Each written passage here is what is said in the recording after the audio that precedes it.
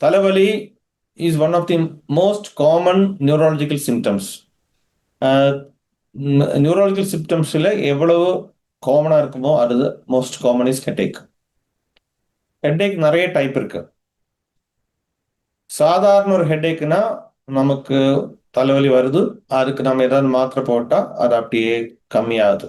It can be because of அது எது ஸ்ட்ரெஸ்ஸா இல்லை because of the hard work, ஏதாவது நம்ம ரொம்ப கான்சன்ட்ரேட்டாக வேலை பண்ணோமா, ரொம்ப ட்ராவல் பண்ணோமா, தண்ணி குடிக்கல, அந்த மாதிரி வெயிலில் நடந்தோமா, அந்த மாதிரி headache is normal common headache. ஆனால் குரோனிக் ஹெட்டேக்னா என்னன்னா, டெஃபினிஷன் பிரகாரம் இந்த ஹெட்டேக் ரொம்ப நெடுநீளமாக இருக்கிற ஹெட்டேக், கிட்டத்தட்ட 15 days 15 நாள் ஒரு மாசத்துல ஹெட்டேக் இருக்கணும்.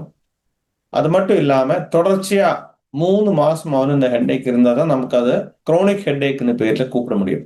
இந்த ஹெட்டேக்கு பல ரீசன்ஸ் இருக்கலாம். நம்ம அதுக்கு மறுபடி கொஞ்ச நேரத்துக்கு அப்புறம் வரலாம். ஆனால் ஹெட்டேக்கு நம்ம நினைக்கிற மாதிரி எல்லா நாள்லையும் இந்த ஹெட்டேக் ஒரு சிம்பிள் ஹெட்டேக்க மாதிரி இருக்காது. அது கொஞ்சம் அதிகமாக வலி இருக்கும். Mild to moderate, sometimes it will be very severe. அந்த வலி வந்தால் நமக்கு ஒன்றுமே பண்ண முடியாது, அப்படியே படுத்து தூங்கணும் போல் இருக்கும், ரொம்ப ஸ்ட்ரெஸ் ஆயிடும். இன்னும் மறுபடி கிளாசிஃபிகேஷன்ல போகலாம். there are two types of headaches. ஒன்று பிரைமரி ஹெட்டேக். பிரைமரி ஹெட்டேக்னு சொன்னா அதோட ரீசன் என்னன்னு நமக்கு கரெக்டா தெரியாது. we can only assume that it is because of this. ஆனால் செகண்டரி ஹெட்டேக்கு ரீசன்ஸ் இருக்கலாம். ஏதாவது தலைக்குள்ள டியூமரோ, தலைக்குள்ள ஏதாவது ப்ளீடோ, ஒரு கட்டியோ, இல்லை வேற ஏதாவது தலையில உள்ள ஒரு இன்ஃபெக்ஷனோ இன்ஃப்ளமேஷனோ எதாவது இருந்தானா அதுக்கு வர்ற ஹெட்டேக்கு பேர் தான் செகண்டரி ஹெட்டேக். பிரைமரி ஹெட்டேக் ஒரு 7 தரமான ஹெட்டேக் இருக்கு. அதில் மோஸ்ட் காமன் இஸ் மைக்ரைன்ஸ். உங்களுக்கு எல்லாருக்கும் வாழ்க்கையில் ஒரு வாட்டியாவது மைக்ரைன் வந்திருக்க வாய்ப்பு இருக்கு. Especially it's common among females.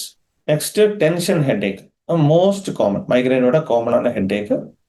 அந்த ஹெட்டேக்கு எல்லாருக்கும் வந்திருக்கலாம், ஆனால் அது குரோனிக் ஹெட்டேக் ஆகிறதுக்கு வாய்ப்பு ரொம்ப கம்மி. அதுக்கு ஒரு பேர் இருக்கு, குரோனிக் பெர்சிஸ்டன்ட் டென்ஷன் ஹெட்டேக்னு சொல்லிட்டு.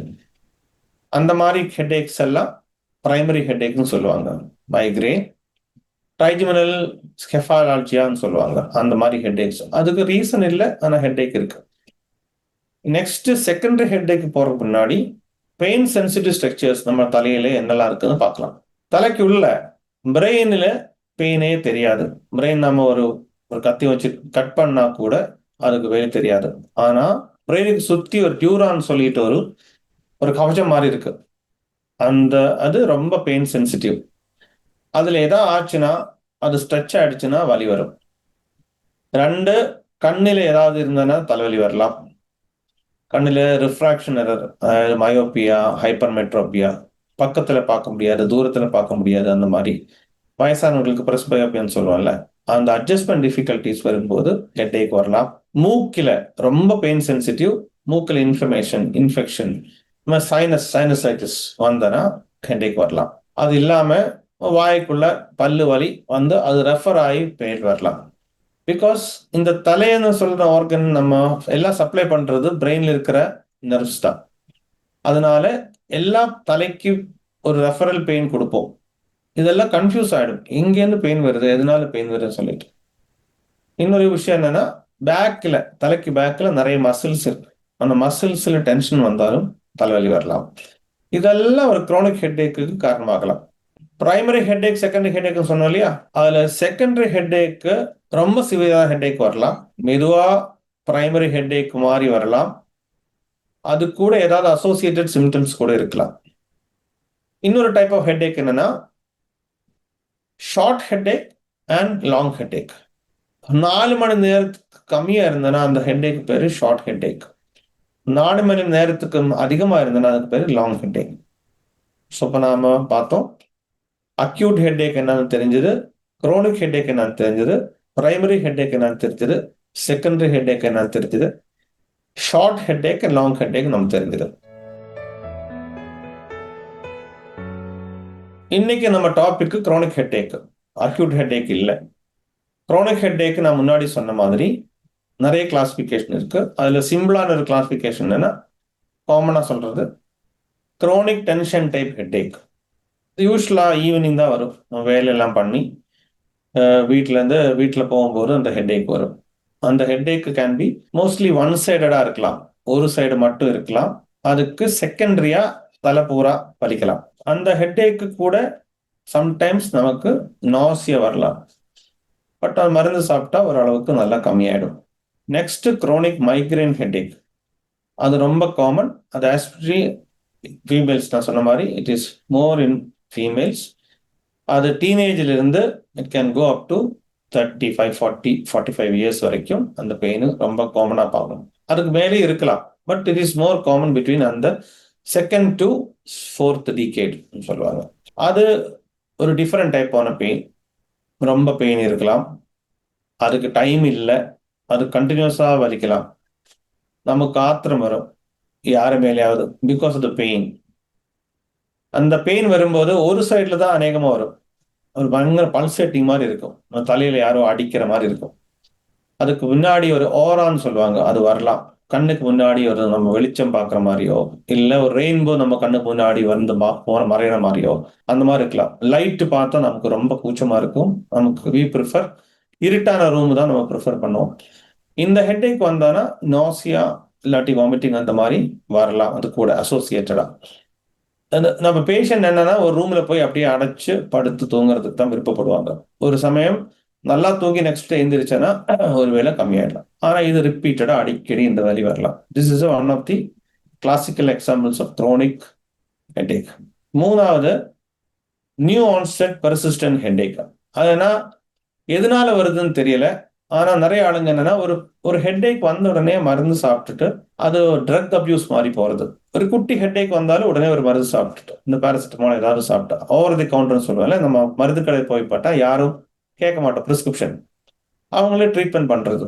அது சாப்பிட்டு என்ன ஆகும்னா என்ன சாப்பிட்டாலும் அது அவங்களுக்கு கேட்கறது இல்லை. அந்த மாதிரி ஹெட்டேக் வரும். அதுதான் இந்த பெர்சிஸ்டன்ட் டைப் ஆஃப் ஹெட்டேக். அது ஒரு சில டைம்ல 24 மணி நேரத்துக்கு மேல கூட இருக்கலாம். அப்படியே டல் ஏக்கிங், அப்படியே பெயின் இருந்துட்டே இருக்கும். நம்மளால ஒன்றும் அது கரெக்டா பண்ண விட மாட்டோம். அந்த பெயின்னால நம்ம கரெக்டா கான்சென்ட்ரேட் பண்ண மாட்டோம். ஆனா இது காமன் கிடையாது. பட் இப்ப நாம சொன்ன மாதிரி இந்த மெடிகேஷன் அப்யூஸ் இருந்தனா இது வரலாம். நெக்ஸ்ட் இன்னொரு பேர் என்னன்னா ஹெமிக்ரேனியா கண்டினியூட்டான்னு சொல்லிட்டு. ஆஸ் அ நேம் சேஸ் ஹெமிக்ரேனியா பகுதி தலை. அது அநேகமா யூனிலேட்ரல் ஒரு சைட்ல மட்டும் தான் இருக்கும். ஆனா இதோட ஸ்பெஷாலிட்டி என்னன்னா இந்த ஹெட்டேக் வரும்போது நமக்கு கண்ணுல எல்லாம் தண்ணி வர்ற மாதிரி இருக்கும். ஆனா அது சில சமயம் அது ரொம்ப அதிகமா வலிப்பாங்க.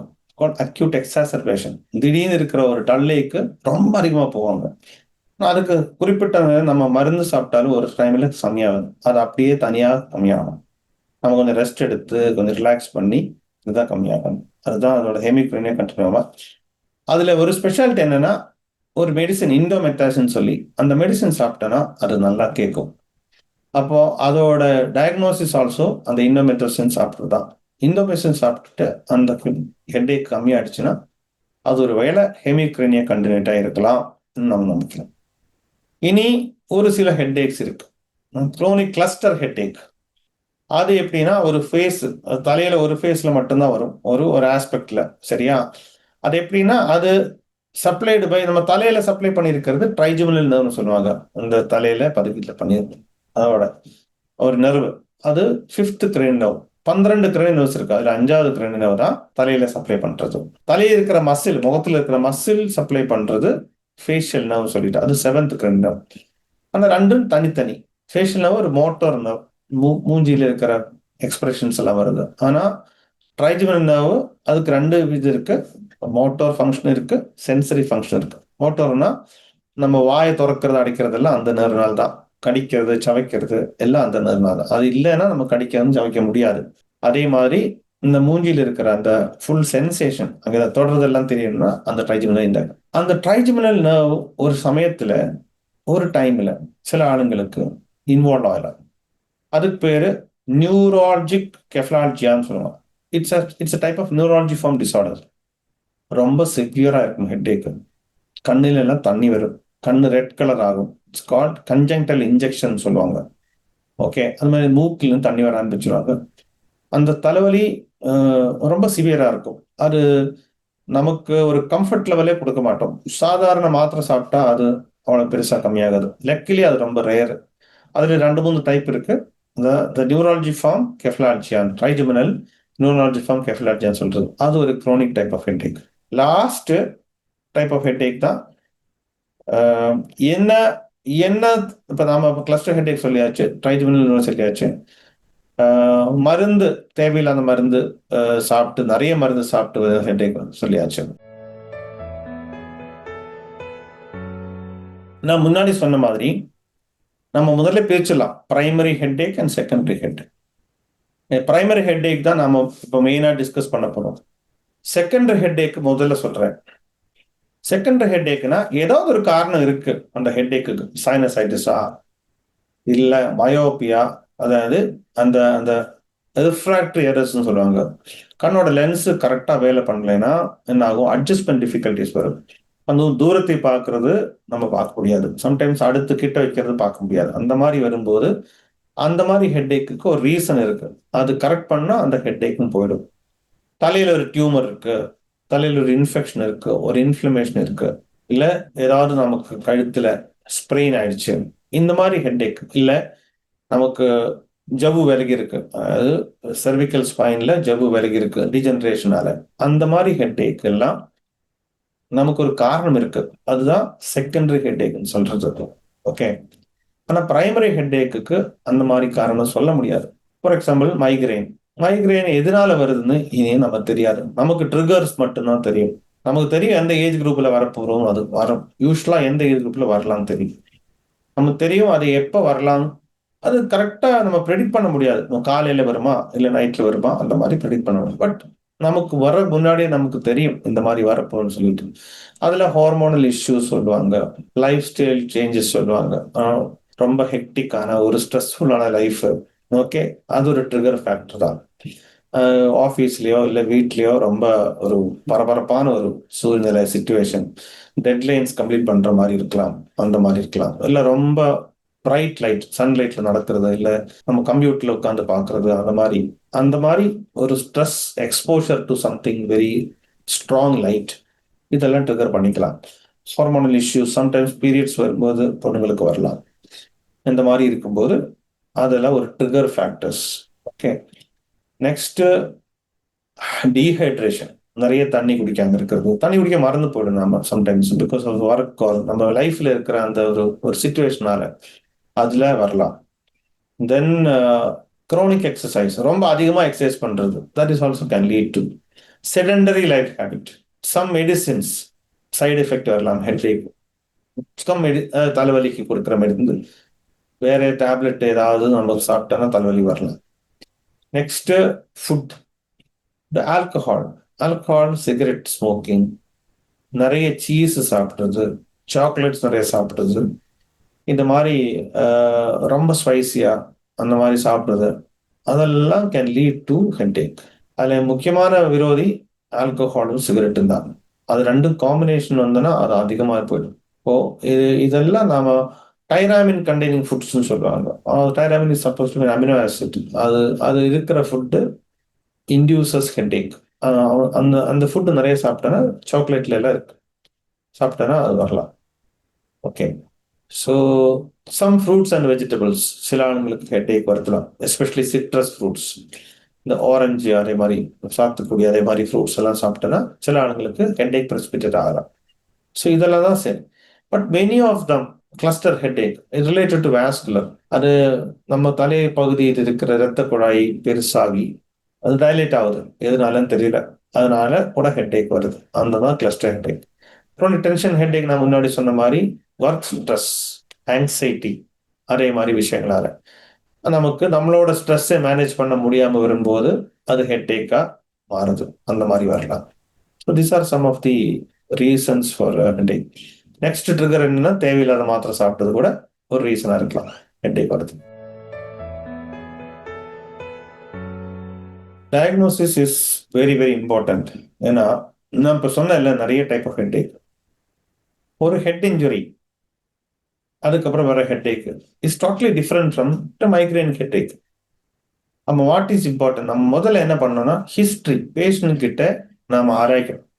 எப்படி இந்த ஹெட்டேக் ஒரு நாள்ல எத்தனை வாட்டி வருது, அதோட இன்டென்சிட்டி, எவ்வளவு நேரத்துக்கு டியூரேஷன், எவ்வளவு நேரத்துக்கு வருது, அது வரும்போது உங்களுக்கு என்னெல்லாம் வருது, கண்ணுல தண்ணி வருமா, கண்ணு தெரியாம வருமா, இல்ல கண்ணுல பிளர்னஸ் இருக்கா, வாந்தி வர்ற மாதிரி இருக்கா, வாமிட்டிங் வருமா, preference to lie down, light தெரியாம இருக்குமோ, உங்களுக்கு ஆத்திரம் வருமா, அந்த மாதிரி நம்ம நிறைய கேள்வி கேட்கணும் பேஷண்ட் கிட்ட உட்கார்ந்து. ஹெட்டேக்கு நம்ம நினைக்கிற மாதிரி சிம்பிளான ஒரு விஷயம், ஆனா அதுக்குள்ள நிறைய நிறைய காம்ப்ளிகேஷன்ஸ் உள்ள இருக்கலாம். நாம அதை ஒன்னொன்னா மெதுவா மெதுவா தெரிஞ்சு போறதுதான் first step. So history taking is ரொம்ப முக்கியம். பேஷண்ட் கிட்ட பேசுறது தான் ரொம்ப முக்கியமான விஷயம். பேஷண்ட் கிட்ட பேசும்போது நமக்கு கிட்டத்தட்ட ஒரு ஐடியா கிடைக்கும், எந்த மாதிரி ஹெட்டேக், எப்படிப்பட்ட ஹெட்டேக். நெக்ஸ்ட் எக்ஸாமினேஷன் பண்ணணும். நியூரலஜிக்கலா ஏதாவது ஊனம் இருக்கா, பேசுறது கஷ்டமா இருக்கா, ஞாபக மறதி இருக்கா, இல்ல இந்த பேஷண்ட்க்கு ஏதாவது வீக்னஸ் இருக்கா, மூஞ்சிலயோ கையிலயோ கால்லயோ நர்வ்ஸ் இன்வால்வா இருக்கா, டெபிசிட்னு சொல்லுவாங்க. இந்த வாயை கோணையா இருக்கிறது, சிரிக்க சொன்னா தெரியும், வாயை கோணையா இருக்கிறது, ஓபன் பண்ண முடியாத, வாயை அடைக்க முடியாது இருக்கிறது, இந்த மாதிரி நிறைய நிறைய விஷயங்கள் இருக்கலாம். காது கேட்கறது இல்ல, கண்ணு கரெக்டா அலைன்ட் அல்ல, ஒரு கண்ணு கீழே இருக்கு ஒரு கண்ணு மேல இருக்கு, அந்த மாதிரி நெஸ்டாக்மஸ் சொல்லுவாங்க. இதெல்லாம் தலைவலி கூட வந்தனா that is a very good indication that இந்த பேஷண்ட்டுக்கு ஏதோ பெரிய பிரச்சனை இருக்குன்னு அர்த்தம். நெக்ஸ்ட் கண்ணுக்குள்ள ஃபண்டஸ், பாப்பிலடிமா, ஃபண்டஸ் நம்மளோட ரெட்டினா, ரெட்டினாக்கு அதுக்கு பேக்ல இருக்கிறது அந்த ஆப்டிக் நர்வ், நம்ம கண்ணு பாக்குறது. அந்த nerve is going to the brain. நம்ம பிரெயின்ல ஆக்சிபிட்டல் பேக்ல போயிட்டு தான் அது சப்ளை பண்ணிட்டு, நம்ம பாக்குற விஷயம் எல்லாம் பிரெயின்ல போயிட்டு, பிரெயின் தான் நமக்கு கரெக்டா சொல்லி கொடுக்குறது என்ன நம்ம பாக்குறோம் சொல்லிட்டு, அதோட கலர் எல்லாம். ஈவன் தோ நம்ம பாக்குறது அப்பாரட்டஸ் கண்ணானா கூட அதுக்கு இன்டர்பிரேஷன் கொடுக்கறது பிரெயின். ஆனா அந்த கண்ணுக்கு இருக்கிற லேயர் தான் நெட்டா ரொம்ப முக்கியமான layer. அது நர்வ் செல் லேயர் சொல்லுவாங்க. அங்கதான் நர்வ் செல்ஸ் இருக்கு. அங்கே தலையில பிரஷர் ஜாஸ்தி ஆயிடுச்சுன்னா அது ரெட்டினா பாதிக்கும். ரெட்டினா வீங்கும். அதுனால பேப்லடிமான்னு சொல்லுவாங்க. நம்ம ஃபண்டஸ் எக்ஸாமினேஷன் பண்ணா நமக்கு தெரியும். ஃபண்டஸ் எக்ஸ்பிரஸ் பண்ணி பேப்லடிமா இருந்தானா very clear sign that there is something seriously wrong with that patient. நாம அது ரொம்ப சீரியஸா எடுக்கணும். இது இந்த ஹிஸ்டரி எக்ஸாமினேஷன் முடிஞ்சு நம்ம அதுக்குள்ள நம்ம ஒரு கிட்டத்தட்ட ஒரு 80-90% நமக்கு தெரியும் என்ன தலைவலி, இது மைக்ரேனா, இல்ல இந்த டென்ஷன் டைப்பா, கிளஸ்டர் ஹெட்டேக்கா, இல்ல வேற ஏதாவது காரணத்துக்கு கொண்டு ஒரு டியூமர்னாலேயோ இல்ல ப்ளீடுனாலேயோ இல்ல வேற ஏதாவது இன்ஃபெக்ஷனோ இன்ஃப்ளமேஷனாலேயோ அந்த ஹெட்டேக்னு ஒரு ஒரு தெரியும். லோக்கலைஸும் பண்ணிக்கலாம், தலையில எங்க இருக்குன்னு கூட. ஒரு நல்ல ஒரு நியூரோலஜிஸ்டுக்கு இது ஈஸியா கண்டுபிடிக்க முடியும். ஆனா அது என்னன்னு நம்ம தெரியணும் இல்லையா, கன்ஃபர்மேஷன். அந்த கன்ஃபர்மேஷன் எப்படி பண்ணணும்னா, நம்ம தலைக்குள்ள நமக்கு வெளிய இருந்து பார்க்க முடியாது. எப்போ ஒரு சிடி ஸ்கேனோ, எம்ஆர்ஐ எடுத்து தான் பார்க்கணும். சிடி ஸ்கேன் ரொம்ப ஃபாஸ்டா பண்ணலாம், ஈஸியா பண்ணலாம், சீப்பு. ஆனா ரேடியேஷன் இருக்கு. 1 செகண்ட் நமக்கு ரொம்ப கிளியரா தலைக்குள்ள இருக்கிற ஸ்ட்ரக்சர்ஸ் பார்க்க முடியாது. அது spatial resolution is not very good. But ஏதாவது ப்ளீட் இருந்தானா அது பார்க்கலாம். பட் ஒரு அடிபட்டு வந்த ஆளுக்கு சிடி ஸ்கேன் தான் நம்ம எடுக்கணும். ஓகே. அது சிடி ஸ்கேன் எடுக்கும்போது தலையில ரத்த காயம் இருக்கா, ரத்த கட்டி இருக்கா, இல்ல கலெக்ஷன்ஸ் இருக்கான்னு தெரியும். ஆனா ஒரு குரோனிக் ஹெட்டேக்கு டியூமர் சஸ்பெக்ட் பண்ணா சிடி ஸ்கேன்ல நமக்கு அரைகுறையா தான் தெரியும். அந்த சிடி ஸ்கேன் பண்ணாலும் நம்ம எம்ஆர்ஐ பண்ணலாம். ஸோ போத் ஆர் காம்ப்ளிமெண்டரின்னு சொல்லலாம். 2க்கும் தனிப்பட்ட முறையில ஃபங்க்ஷன்ஸ் இருக்கு. சிடி எங்க எப்ப பண்ணணும், எம்ஆர்ஐ எப்ப பண்ணணும், கிளியரா இண்டிகேஷன்ஸ் இருக்கு. இந்த பேஷண்ட்டுக்கு அநேகமா எம்ஆர்ஐ பண்ண வேண்டியிருக்கலாம். எம்ஆர்ஐ பண்ணி நம்ம பார்க்கணும் ஏதாவது பிரச்சனை இருக்கா. So that is a very critical, அதாவது ஒரு மைல் ஸ்டோன். அந்த அந்த எம்ஆர்ஐ பண்ணி பார்க்கறதுக்கு முன்னாடி நாம அந்த ஹிஸ்டரி எக்ஸாமினேஷன்ல பண்ணி எம்ஆர்ஐ பண்ணி பார்த்தா 99% நமக்கு தெரியும் ஏதாவது பிரச்சனை இருக்கா. Is it secondary headache or is it primary headache. மறுபடியும் நான் இந்த ஆன்சரை மறுபடியும் பிரைமரி ஹெட்டேக் செகண்டரி ஹெட்டேக்கா திரிக்கிறேன். நம்ம secondary headache that is a reason இல்லையா, டியூமர் இருக்கலாம், இல்ல ப்ளீட் இருக்கலாம், இல்ல ஏதாவது கட்டி இருக்கலாம். அது டியூமரா இருக்க தேவையில்லை, பினைன் கட்டி கூட இருக்கலாம், இல்ல ஒரு கலெக்ஷன் இருக்கலாம், இல்ல ஜஸ்ட் ஹைட்ரோகெஃபாலஸ் தலையில் இருக்கிற தண்ணி தொட்டி மட்டும் பெருசா இருக்கலாம். அதுக்கு நம்ம அது டயக்னோஸ் பண்ணியாச்சுன்னா அதுக்கு கரெக்டா வைத்தியம் கொடுத்தனா அந்த ட்ரீட்மெண்ட் தான். அது sometimes medicine, many times surgery. கட்டி இருந்தாலும் நம்ம சர்ஜரி பண்ணி தான் ஆகணும். ஆனா சர்ஜரி பண்ணி தான் தெரியும் நமக்கு எந்த வித கட்டி, அதுக்கு வேற ஏதாவது ட்ரீட்மெண்ட் தேவையா, இல்ல அப்படியே விட்டுடலாமா சொல்லிட்டு அப்போ சர்ஜரி பண்ண கேஸ்க்கு சர்ஜரி பண்ணி நம்ம சர்ஜன் கிட்ட வந்துடும். இனி ஒரு சில ஹெட்ஏக் சொன்ன இந்த பிரைமரி ஹெட்ஏக், இந்த migraine, cluster headache, chronic tension headache, இதுக்கெல்லாம் 3 டைப்ஸ் ஆஃப் ட்ரீட்மெண்ட். ஒன்று லைஃப் ஸ்டைல் மோடிஃபிகேஷன். நம்ம இந்த ஸ்ட்ரெஸ் ஃபேக்டர்ஸ், இந்த ட்ரிகர்ஸ் ஆஃப் ஹெட்ஏக் கொஞ்சம் கம்மி பண்றது, முடிஞ்சா அவாய்ட் பண்றது. அதுக்காக வேலை போகாம இருக்க முடியாது, but you try to reduce stresses. 2 medications. 3 prevention strategies. இதுல எப்படின்னா நான் சொன்னது இனிமேல் இந்த ஹெட்ஏக் வராம தடுக்கிறதுக்கு. இப்போ ஹெட்ஏக் மைக்ரைன் வச்சுட்டு ஒரு எக்ஸாம்பிள் சொல்றேன். மைக்ரைனுக்கு அக்யூட் பெயின் இருக்கும், குரோனிக் பீரியட் இருக்கும். அக்யூட் பீரியட்ல அதை அப்படியே ரொம்ப அதிகமா வெளிச்சிட்டு இருக்கும்போது அந்த டைம்ல நாம ஒரு டைப் ஆஃப் மருத்துவம் ட்ரிப்டான்ஸ் சொல்லுவாங்க, அந்த மருந்து கொடுத்து அந்த frequency and severity of the headache கொஞ்சம் நம்ம கம்மி பண்றோம். நெக்ஸ்ட் ஸ்டேஜ் என்னன்னா, அது ஒரு 3 to 5 days அக்யூட் பீரியட்ல அது பினிஷ் பண்ணா நெக்ஸ்ட் ட்ரீட்மெண்ட் அதோட ஸ்டாப் ஆகல, அந்த பேஷண்ட்டுக்கு நாம கொஞ்சம் நிறைய இந்த மாசத்துக்கு இன்னொரு மருந்து டைப் ஆஃப் மருந்து கொடுக்க வேண்டியது. That will help to prevent further attacks. இப்போ ஒரு மாசத்துல ஒரு வாரத்துல 2 வாட்டி 3 வாட்டி இந்த அட்டாக் வர்ற ஆளுங்களுக்கு ஃபர்ஸ்ட் என்ன பண்ணணும், இந்த அட்டாக்கு நம்ம சிவியரிட்டி கம்மி பண்ணணும். செகண்ட், அந்த அட்டாக்கு வர்ற ஃப்ரீக்வன்சி கம்மி பண்ணணும். 5 வாட்டி வர்றது ஒரு வாட்டி ஆகி மாத்திரம். நெக்ஸ்ட், அது வராம இருக்கிறதுக்கு தடுக்கணும். அதை ப்ரிவென்ஷன் சொல்றது. ஒரு அந்த ரெஜிம் நம்ம ஒரு அந்த ட்ரீட்மெண்ட் ப்ரோட்டோகால் வழி கரெக்டா முன்னாடி போயிடுச்சுன்னா ஒரு 1 month 2 monthsக்குள்ள அந்த ஃப்ரீக்வன்சி நல்லா கம்மியாகி ஒரு 6 monthsல அந்த we can abort an acute attack. இனிமேல் அக்யூட் அட்டாக் வராம இருக்கிறது கூட வாய்ப்பு இருக்கு. But migraine is a chronic pain, அது வரலாம். Same thing in terms of tension headache. There are lot of tension ஹெட்ஏக்கு நம்ம மருந்து கொடுக்கலாம், மருந்து கொடுத்து மாத்திரம். மோஸ்ட் இம்பார்ட்டன்ட்லி இந்த டென்ஷன் எதனால வருது நம்ம ஐடென்டிஃபை பண்ணிட்டு காக்னிட்டிவ் தெராப்பி, பிஹேவியரல் தெராப்பி, அந்த ஸ்ட்ரெஸ் கம்மி பண்றது, மெடிடேஷன் இல்லாட்டி எக்ஸசைஸ், இந்த யோகா, அந்த மாதிரி எல்லாம் நம்ம சப்ளிமெண்டா கொடுத்து அந்த பேஷண்டோட ஹெட்ஏக் வராம இருக்கிறதுக்கு நம்ம ரெடி பண்ணிக்கலாம். Sometime he need counselling. இதனால இந்த ஹெட்ஏக் வருது, அதுக்கு என்ன பண்ணலாம் சொல்லிட்டு ஒரு சைக்காலஜிஸ்ட், ஒரு நியூரோ சைக்காலஜிஸ்ட் கிட்ட போய் கவுன்சில் பண்ணலாம். Some people might need neuro psychiatric evaluation. Some people வலி இல்லாமலும் வலின்னு சொல்லலாம், இல்ல வலி ஃபெயின் பண்ணலாம், இல்ல ஆனா வலி இருக்குன்னு சொல்லிட்டு இருக்கலாம். அந்த மாதிரி ஆளுங்களுக்கு கால் ஃபங்க்ஷனல் டிசார்டர். அந்த ஃபங்க்ஷனல் டிசார்டருக்கு நமக்கு அதுக்கு மாதிரி தகுந்த மாதிரி சைக்காட்ரிஸ்ட் கிட்ட ஒரு இவாலுவேஷன் பண்ணிட்டு அவருக்கு என்ன தேவையோ அந்த மாதிரி மாத்திரை கொடுக்கலாம். Wait reduction is very important. தேவையில்லாத அவசரப்பட்டு அது பண்ணணும் இது பண்ண எல்லாம் சேர்த்து பண்றது நம்ம கொஞ்சம் அடக்கி நிறுத்தலாம். பின்ன கரெக்டா சாப்பிட்ற டைம்ல ஒழுங்கா சாப்பிட்டாலே நம்ம ஒரு சிஸ்டத்துக்கு வந்துடும். தண்ணி நிறைய குடிக்கணும், டீஹைட்ரேஷன் வரக்கூடாது. Avoid foods which are triggering for you. நான் சொன்ன மாதிரி நிறைய எக்ஸஸ் சாக்லேட் சாப்பிட்றது, நைட்ல நிறைய ஆல்கஹால் சாப்பிட்டுட்டு நெக்ஸ்ட் டே ஆஃபீஸ்ல வரும்போது டெஃபினட்டா ஹெட்ஏக் இருக்குதான் செய்யும். நிறைய ஸ்வீட் பிடிக்கிறது, அதெல்லாம் கம்ப்ளீட்டா நம்மளால ideally it is better to இந்த ஹேபிட்ஸ் எல்லாம் நம்ம வேண்டாம் வைக்கிறது தான் நல்லது. ஒரு சில முடியலைன்னா நம்ம அதை கண்ட்ரோல் பண்றதுக்கு நம்ம முயற்சி பண்ணணும். அது மட்டும் இல்லை, எந்த டைம்ல பண்ணலாம் எந்த டைம்ல பண்ணக்கூடாதுன்னு நம்ம ஒரு we should come to a conclusion. அதாவது நம்ம மெச்சூரிட்டி இன்க்ரீஸ் ஆக நமக்கு தெரியும் ஒரு ட்ரிங்க்ல ஸ்டாப் பண்ணலாமா அந்த மாதிரி. நெக்ஸ்ட், எக்ஸசைஸ் ரெகுலரா ஏதாவது ஒரு நம்ம பேசிக்கா, அதுக்காக ரொம்ப ஸ்ட்ரெஸ்ஃபுல்லா எக்ஸசைஸ் எல்லாம் பாடி பில்டிங் எல்லாம் தேவையில்லை. நம்மளால முடிஞ்ச அளவுக்கு எந்த ஏதாவது மூவ்மெண்ட் ஆக்டிவிட்டி பண்ணிட்டு இருக்கோம். Walking is very good. It relieves you of your tension. Body muscles எல்லாம் நல்லா ரிலாக்ஸ் ஆகிடும், ஃப்ரெஷ் ஆகிடும். Deep breathing exercise is good actually. அந்த மாதிரி நம்ம ஏதாவது டெம்பிள்ல போறது, release activity, all those things can help. Or you can develop a hobby. Reducing screen time. நிறைய அந்த dopamine nerves coming out of இந்த மொபைல் பார்க்கறது இருக்கு இல்லையா, அந்த மொபைல் பார்க்கறதெல்லாம் நம்ம கொஞ்சம் கம்மி பண்ணி அது எஸ்பெஷலி தூங்குறதுக்கு முன்னாடி ஒரு 1 hour டீடாக்ஸிஃபை, டிஜிட்டல் டீடாக்ஸ்ன்னு சொல்லுவோம்ல, தட்ஸ் எ நியூ டேர்ம். அந்த மாதிரி நம்ம பண்ணா அந்த ஹெட்ஏக்கோட ஃப்ரீக்வன்சி எல்லாம் நம்ம கம்மி. You can have a peaceful life. And more over try to sleep early and try to get up. Night போக போக நாம இருந்து we are wasting our energy also. That leads to stress. கண்ணுக்கு ஸ்ட்ரெஸ், தலைக்கு stress.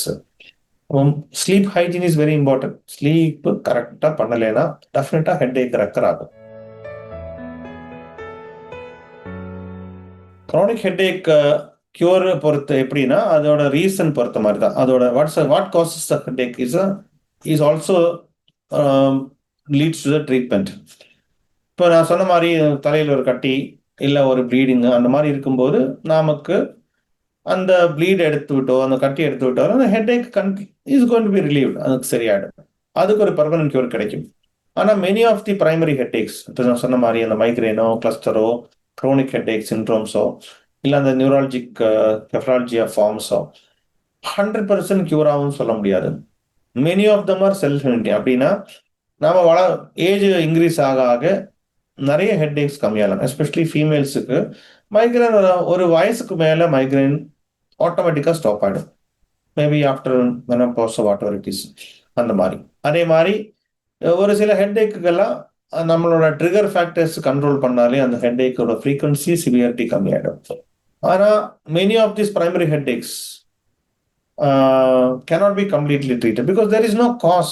அதோட underlying cos என்னன்னு நமக்கு கரெக்டாக தெரியாது. அதனால இட் கேன் கம், ரெக்கர் வரலாம். But we can manage it in such a way அது மறுபடியும் உங்களுக்கு ரொம்ப தொல்லை பண்ணாமல் இருக்கிற மாதிரி நமக்கு அது மேனேஜ் பண்ணிக்கலாம். அதே மாதிரி மெடிகேஷன்ஸ் ரொம்ப தேவையில்லாமல் வருது கொண்டு வரலாம். இன்னும் கொஞ்சம் லைஃப் ஸ்டைல் சேஞ்சஸ், கொஞ்சம் பர்சனாலிட்டி சேஞ்சஸ் எல்லாம் மாற்றிட்டு நாம் கொஞ்சம் எக்ஸசைஸ் அதே மாதிரி சாப்பிட்டோன்னா, நல்ல ஃபுட்டு சாப்பிட்டோன்னா நிறைய வாட்டி நம்ம இந்த ஹெட்ஏக்கு ஒரு லிமிட், ஒரு அளவுக்கு வரைக்கும் கட் பெற்றுடலாம். அரௌண்ட் 90% கேன் கண்ட்ரோல் இட், வராமல் இருக்கலாம். It can only happen. அதுக்கப்புறம் கொஞ்சம் ட்ரிகர் மட்டும் தான் வரும், எப்பவாவது ஒரு டைமில் வரலாம். அதுக்கு நீங்கள் சின்னதாக மருந்து சாப்பிட்டாலே சரியாயிடும். தெர் ஆர் மெனி, நிறைய இருக்கு. நான் முன்னாடி சொன்ன மாதிரியே கொஞ்சம் வெயிட் ஜாஸ்தியானா, எஸ்பெஷலி எகைன் அது பொண்ணுங்களுக்கு இட் லீட்ஸ் டு ஹெட்ஏக். நான் முன்னாடி சொன்ன மாதிரி இடியோபதிக் இன்டர்க்ரைனியல் ஹைப்பர்டென்ஷன் சொல்லுவாங்க. தலையில ஒரு டியூமரும் இல்லை, அது போல சியூடோ டியூமர் செரிப்ரை. தலையில டியூமர் எல்லாம் கிடையாது, ஆனால் டியூமர் இருக்கிற மாதிரி ஒரு சிம்டம்ஸ் எல்லாம் கொடுத்துட்டு இருப்பாங்க. கண்ணில் பிளர்னஸ், டபுளா பார்க்கறது. அது மெயின் ரீசன் என்னன்னா, புக்கில் நம்ம படிக்கும்போது அது பிகாஸ் ஆஃப் ஒபிசிட்டி, ரொம்ப வெயிட் ஜாஸ்தி, ஓவர் வெயிட்னால வருது. அந்த மாதிரி ஆளுங்கள்லாம் ஒரு 6 monthsல நிறைய வெயிட் கெயின் ஆயிடும். திடீர்னு என்ன ரீசன் அவங்களுக்கே தெரியாது. அதுக்குள்ள வர ஹெட்ஏக்கு இடியோபதிக் இன்டர்க்ரைனியல் ஹைப்பர்டென்ஷன். அப்போ weight reduction is a part of treatment. அது எல்லாருக்கும் அந்த மாதிரி தான். வெயிட் அதிகமாக நமக்கு உடம்புல பிளட் வெசல்ஸ்க்கெல்லாம் ரொம்ப ஸ்ட்ரெஸ், அது can actually involve the head also. அப்போ அந்த ஹெட்ஏக்கு கம்மியாயிடலாம். Next, stress management. We should know how to live stress free. அது இப்போ ரொம்ப ஈஸி சொல்றதுக்கு, ஆனால் அது ப்ராக்டிக்கலாக பண்ணுறது அவ்வளோ ஈஸி இல்லை. நாம் ட்ரை பண்ணி பார்த்துட்டு if you are not able to, நம்மளால முடியலைன்னா கெட் ப்ரொஃபஷனல் ஹெல்ப். இந்த ஸ்ட்ரெஸ்ஸு கம்மி பண்ணுறதுக்கு நீங்கள் ஒரு ப்ரொஃபஷனல் ஹெல்ப் தேடி போகிறது நல்லது. அதே மாதிரி life style modification, excess binging of alcohol, smoking, அதே மாதிரி விஷயங்கள்லாம் நம்ம கொஞ்சம் அதுக்கு ஒரு கான்ஷியஸாக நம்ம ஒரு டிசிஷன் எடுத்து ஸ்டாப் பண்ணணும். Next, healthy life habits. அது it should be like a habit. நம்மக்கிட்ட சொல்றது, I don't like to eat, I don't want to call junk food, every food is good. But ஒரு சில எக்ஸஸ் ஃபேட்டி, சீஸி, ரொம்ப கலோரிஃபிக்கான சாப்பிட்டா அது definitely the body has to work hard to remove that. அதெல்லாம் ஒரு அடிஷ்னல் ஸ்ட்ரெஸ் தான். அது ரெகுலராக சாப்பிட்டானே என்ன ஆகும், that will prevent, definitely that will accumulate in நம்ம பாடியில் அக்யூமுலேட் ஆகும். You can go once in a while and have fun, but you should actually avoid, ரெகுலராக சாப்பிட்றத அவாய்ட் பண்ணணும். அதே மாதிரி நம்ம பாடி மெட்டபாலிசம் எப்படின்னு தெரிஞ்சு நம்ம அதுக்கு தகுந்த மாதிரி இருக்கும். சில ஆளுங்களுக்கு என்ன சாப்பிட்டாலும் டக்குன்னு பசி மறுபடியும் வந்துடும், சில ஆளுங்களுக்கு பசி ரொம்ப கம்மியாக தான் வரும். அப்போ அது கொஞ்சம் பேலன்ஸ் பண்ணி நம்ம அந்த சாப்பாடு ட்ரிங்க்ஸ் எல்லாம் நல்லா சாப்பிட்டோன்னா இந்த ஹெட்ஏக்கு அது வரலாம். நெக்ஸ்ட், ஏதாவது டிப்ரெஷன் அந்த மாதிரி ஏதாவது சுச்சுவேஷன் இருக்கான்னு நம்ம தெரிஞ்சுக்கணும். நம்ம தெரியலன்னா, டிப்ரெஷன் ஒரு சப்கிளினிக்கல் ஃபார்ம்ல இந்த கம்யூனிட்டியில நிறைய பேருக்கு இருக்கு. நம்ம சொன்ன முன்னாடி சொல்லியிருக்கலாம், 1,00,000 பேர் எடுத்தனா அதுல 4 பேருக்காவது மினிமம் ஹெட்ஏக் இருக்கு. அது என்ன ஹெட்ஏக்னு தெரியாது, பட் ஹெட்ஏக் இருக்கு. ஓகே, அதோட பாப்புலேஷன்ல பார்த்தோன்னா இட்ஸ் ஒரு பெரிய ஒரு ஸ்ட்ரெஸ்ஸான விஷயம் அந்த ஹெட்ஏக்னு சொல்றது. அப்ப நாம அந்த ஹெட்ஏக்கு பொறுத்த வரைக்கும் நாம அதை சும்மா விடாம என்ன ஒரு ஹெல்ப் அட் தி ஏர்லியஸ்ட் நீங்க ஹெல்ப் எடுக்கிறதோ நல்லது. Professional help. ஒரு இப்போ டிப்ரெஷன் அதே மாதிரி எதா இருந்ததுன்னா நீங்க அந்த டிப்ரெசிவான என்ன விஷயம் தெரிஞ்சு ஒரு சைக்காலஜிஸ்ட் கிட்டயோ ஒரு சைக்காலஜிஸ்ட் போய் பேசுறதோ ஒரு கவுன்சிலிங் போறதும் நல்லது. வேற சில ஆளுங்கள் இருக்காங்க, ரொம்ப வெயிட் ஜாஸ்தினாம அவங்க தூங்கும்போது என்ன ஆகும்னா அவங்களோட டங்கு கீழே போயிடும். It's called obstructive sleep apnoea. Next day sleep will be, அந்த நைட்ல ஸ்லீப் ரொம்ப அஃபெக்ட் ஆயிடும். நெக்ஸ்ட் டே எந்திரிக்கும் போது it be very difficult for to get up. அந்த மாதிரி ஆளுங்களுக்கு அதுக்கு தகுந்த மாதிரி ஸ்லீப் ஸ்டடிஸ் அந்த மாதிரி ஏதாவது பண்ணி அது பண்ண முடியுமான்னு பார்க்கணும். இந்த மாதிரி வெயிட் ரிடக்ஷன் அதெல்லாம் அது பாகமா அந்த மாதிரி நம்ம ஹெட்டேக்கோட எபிசோட்ஸ் என்னன்னு தெரிஞ்சு அதோட சிவியரிட்டி என்னன்னு புரிஞ்சு நாமளே ஒரு டைரி மாதிரி எழுதி வைக்கணும். எனக்கு எப்பெல்லாம் வருது, எப்படி வருது, அதோட ட்ரிகர் ஃபேக்டர்ஸ் என்ன, இதெல்லாம் எழுதி ஒரு டாக்டர் கிட்ட போகும்போது அவருக்கும் நல்லா தெரியும். கால் ஹெட்டேக் டைரிஸ். ஹெட்டேக் இல்லாதனால என்ன, எதனால ஹெட்டேக் வராம இருக்கலாம், என்ன நடந்தது, anything different compare to headache இருக்கிறனால வச்சுட்டு இன்னைக்கு என்ன நடந்தது, what good things happen to me today, what things are triggering me. இதெல்லாம் நம்ம தெரிஞ்சு வச்சோம்னா நமக்கே ஒரு ஒரு இன்சைட் வந்துடுது நம்மளோட வியாதியை பத்தி. இதெல்லாம் நம்ம முன்னாடி சொன்ன மாதிரி அந்த டயக்னோசிஸ் எல்லாம் பண்ணதுக்கு அப்புறம் தான் சொல்றேன். நான் இது பண்ண ட்ரீட்மெண்ட் எல்லாம் crony headache which is primary headache. ஒரு ரீசனும் கிடையாது, அது தலைக்குள்ள ஒரு கட்டியோ இல்ல வேற ஏதாவது பிளட் வெசல் உடைஞ்சதோ இல்ல ஹெமட்டோம் ஒன்றும் இல்லாம இருக்கிறவங்க தான் சொல்றோம். டியூமர் இருக்கு அந்த மாதிரி இருக்குன்னா அதுக்கு ட்ரீட்மெண்ட் நான் ஆல்ரெடி சொல்லியாச்சு. டாக்டரை பார்க்கணும். அது சர்ஜரி பண்ற ட்ரீட்மெண்ட் சர்ஜரி பண்ணணும். மருந்துல மாத்தணும்னா மருந்துல மாத்தணும்.